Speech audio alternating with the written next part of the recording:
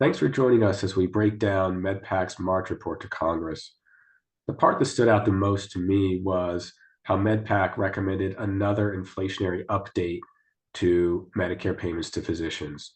MedPAC has been making these recommendations for a long time and speaks to the reality that physicians face where updates to the Medicare physician fee schedule conversion factor have not kept up with inflation. In fact, inflation has outpaced those updates to the conversion factor by over 20% since 2010.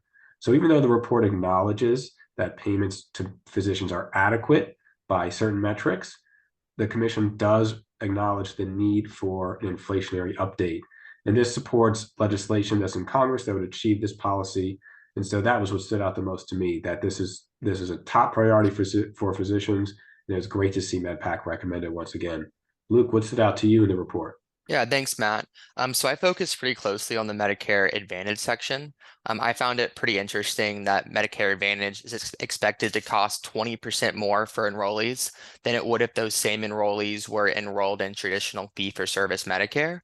The report ultimately said there was two reasons why this was the case. The first is favorable selection, and this refers to Medicare Advantage enrollees having lower actual spending compared to their risk scores. And the second reason was what they called coding intensity. This is more commonly known as upcoding. And this is when enrollees receive needless diagnosis codes that ultimately artificially inflates the amount it costs to care for them.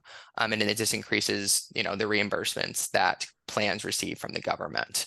And when combined, these two factors ultimately equal $84 billion.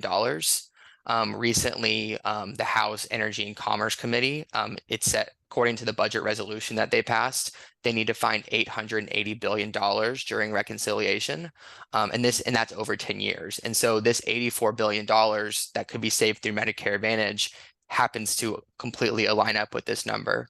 A lot of people are talking about the need to cut Medicaid in order to find these savings, but this shows that there's other ways that can perhaps be used to find the necessary savings.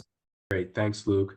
We encourage everyone, if you're interested in learning more, to read this week's edition of Capital Insights. And of course, as always, encourage everyone to read the MedPAC report itself.